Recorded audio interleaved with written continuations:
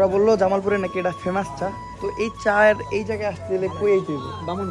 বামুনপাড়া। আচ্ছা বামুনপাড়া পুরা মজাটাই মাটি হয়ে যাবো। তো আমি চাই না এখন বৃষ্টি আসুক, কারণ এই আবহাওয়াটার ফিল নিতে নিতে যাইতেছি। আমি 1000 টাকার অকটেন বসছি, ও আমার টাকাই দিতেছিল না। যে ভাই মধুপুর আইছেন, এই অকটেনের বিল দেওয়া যাবে না, অকটেনের বিল আমি দেবো।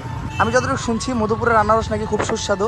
আমি যে কোনো জায়গায় যাই, যে কোনো পরিস্থিতিতে থাকতে পারি। টিনের ঘর হোক, মাটির ঘর হোক, বিল্ডিং থাকুক, ঘর না থাক, যদি আপনি থাকতে পারেন আমি থাকতে পারবো। আর ঢাকা টাঙ্গাইল হাইওয়ে ফিল্ডে অন্যরকম, কারণ এই হাইওয়ে পুরো চোস হাইওয়ে। জামালপুরে ঢোকার সাথে সাথে জামালপুরের অনেক সাবস্ক্রাইবারদের সাথে দেখা হয়েছে, সবার সাথে কথাবার্তা বলছি, ছবি টবি তুলছি। আসসালামু আলাইকুম guys, welcome back to the new episode of my daily blog. আশা করি সবাই ভালো আছেন। ডেইলি ব্লগ আর এখন ডেইলি নেই এটা আমি জানি। তো আপনারা দয়া করে কমেন্ট সেকশনে গালাগালি করেন, অনেকে গালাগালি করেন যে ভাই রেগুলার ব্লগ দেন না কেন। আসলে দেশে দুর্যোগ গেল, বন্যা গেল, আমি অসুস্থ ছিলাম, আবার গেল ছাত্র আন্দোলনে আমি অনেক ঝামেলায় ছিলাম। কোনো একদিন এই স্টোরিটা শেয়ার করবনি। তো সবশেষে আমি কন্টিনিউ করতে পারি নাই আমার এই ব্লগিং চ্যানেলে, আমার মেইন চ্যানেলেও কন্টিনিউ করতে পারি নাই।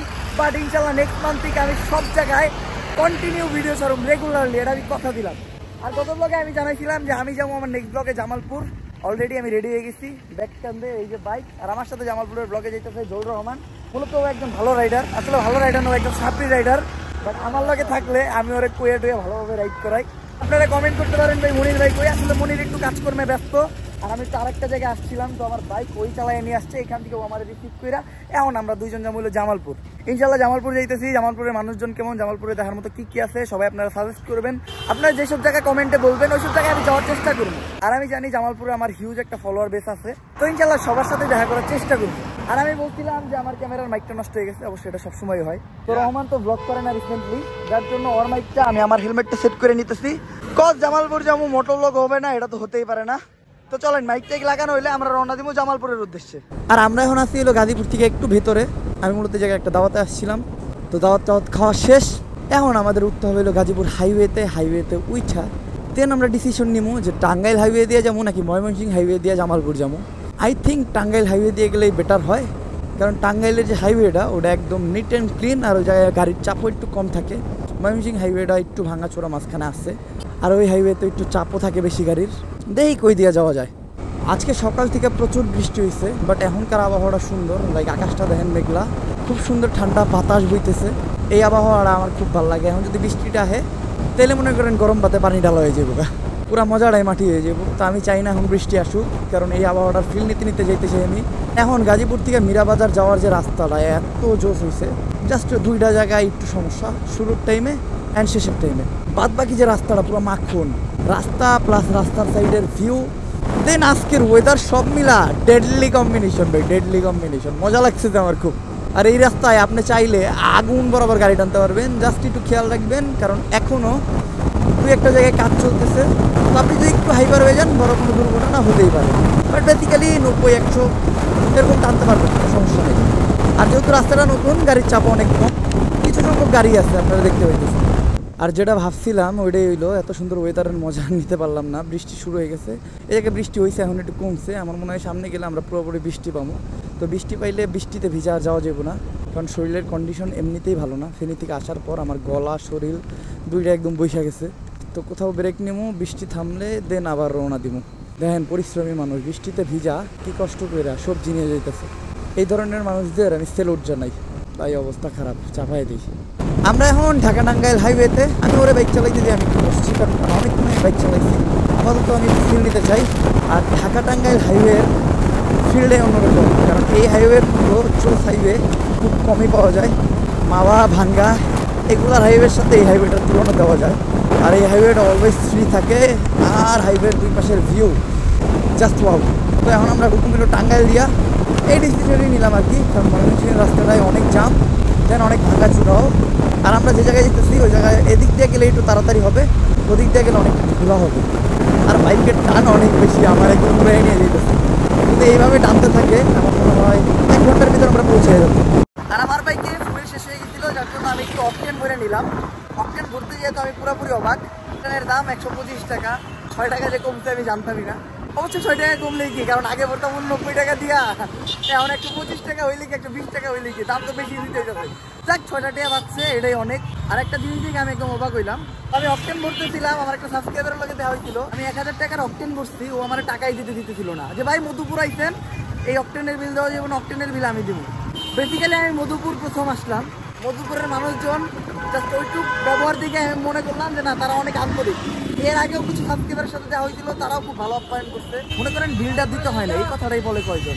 আর এই দেখেন মধুপুরের গোল চত্বরটা হলো আনারসের গোল চত্বর। আমি যতটুকু শুনছি মধুপুরের আনারস নাকি খুব সুস্বাদু, বাট আমি এখন পর্যন্ত একবারও মধুপুরের আনারস খাই নাই। মানুষের মুখে খালি এটার প্রশংসাই শুনি।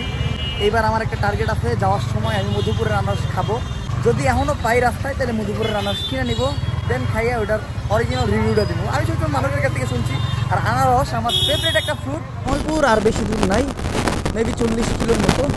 এই পথটুকু আমি বাইক চালাবো, কারণ অলরেডি মোটামুটি আজকে অনেক কষ্ট করাইছি। আর এই জায়গায় আমরা চাটা খাইতে বসলাম, আবার সাবস্ক্রাইবারের সাথে দেখা, বিল দিতে দিবেই না, বাট আমি জোরাজোরি করে বিল দিয়েছি।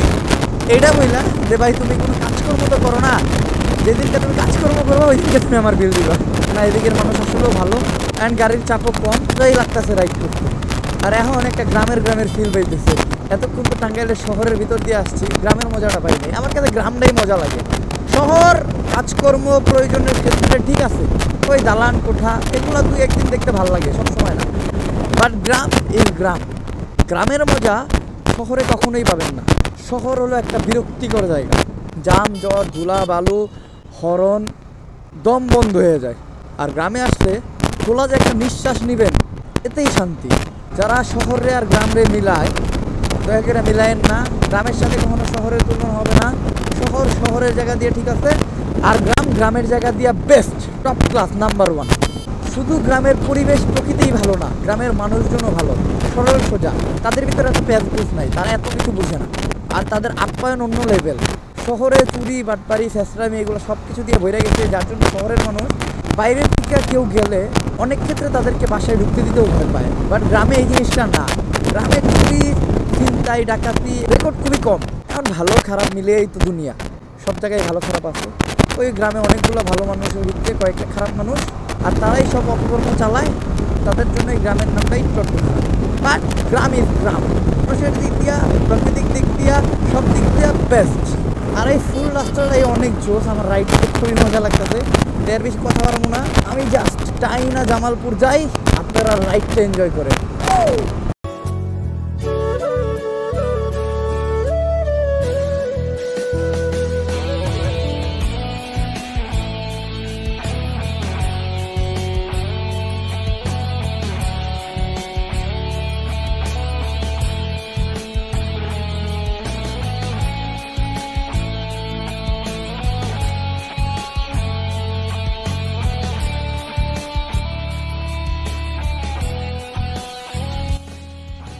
রাস্তাটাই অনেক জোস, আমার রাইড করতে খুবই মজা লাগতেছে। আর জামালপুরে তো আমরা অনেক আগেই এসে পড়ছি। এখন আমরা যেতেছি আমাদের গন্তব্যে, মানে যে জায়গায় আমরা আসছি, যে জায়গায় আমরা থাকবো, এটার নাম জানি না, আমার লাইভ লোকেশন দিচ্ছে, লাইভ লোকেশন অনুযায়ী যাইতেছি। জামালপুরে ঢুকার সাথে সাথে জামালপুরের অনেক সাবস্ক্রাইবারদের সাথে দেখা হয়েছে, সবার সাথে কথাবার্তা বলছি, ছবি তুলছি, সময় দিছি, এজন্যই এত লেট, নয়তো এতক্ষণে আমরা বাসায় যেয়ে খাওয়া দাওয়া করে রেস্ট নিতাম। বাট আমার সাবস্ক্রাইবারদের আমি অনেক বেশি পরিমাণ ভালোবাসি, তারা যদি আমার আটকায় আমি না থাইমা পারি না। আই থিঙ্ক আইসেই পড়ছি, আর বেশিক্ষণ নাই। আর পিছনে গুগল ম্যাপ দেখার জন্য আমি বসাইছি রহমানরে, ও ঠিকঠাকই ম্যাপ দেখতেছে, কোনো ঝাইঝামেলা করে নাই। মনির যদি আজকে ম্যাপ দেখতো তাহলে আজকে আমরা জামালপুরের বদলে কামালপুর থাকতাম, তো মনির না থাকাতে জামালপুরে আসা হচ্ছে। এতক্ষণ শহর দিয়ে আসলাম, এখন আবার গ্রামের ভিতরে ঢুকতেছি। গ্রাম্য পরিবেশ দেখলেই ভালো লাগে, মনের ভিতরে একটা শান্তি অনুভব হয়। আর চলে আসলাম, আইসা ফ্রেশ হয়ে রেডি হয়ে নিলাম। আর মূলত আমরা ছিল একটা হোটেলে, সবকিছু ব্যবস্থা করছে আমার এই ভাই। ও মূলত চায়না থাকে, আমার চায়না থেকে যে কোনো কিছু আনা লাগলে আমি ওর সাথেই কন্ট্যাক্ট করি। আর মূলত আমি কিন্তু আমার বাসায় থাকতে, আমার যাতে কোনো সমস্যা না হয় থাকার প্লাস এভরিথিং এর, যার জন্য ও আমার এই হোটেলের ব্যবস্থা করছে। বেসিক্যালি আমি সব জায়গায় মানানসই, আমি যে কোনো জায়গায় যাই যে কোনো পরিস্থিতিতে থাকতে পারি। টিনের ঘর হোক, মাটির ঘর হোক, বিল্ডিং থাকুক, ঘর না থাক, যদি আপনি থাকতে পারেন আমি থাকতে পারবো। আমার যদি ফ্লোরে থালা বিছিয়ে দেন, মাথার তলে কিছু দেওয়া লাগবে না, আমি এমনি ঘুমাইতে পারবো।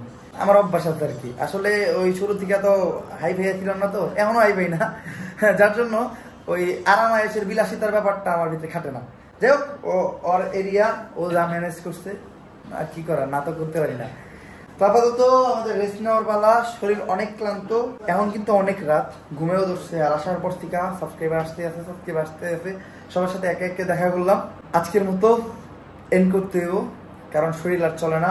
দেন গাইস, আমরা হোটেলে গেলাম, হোটেলে হালকা পাতলা রেস্ট নিয়ে আমরা একটু চা খাইতে বের হইলাম।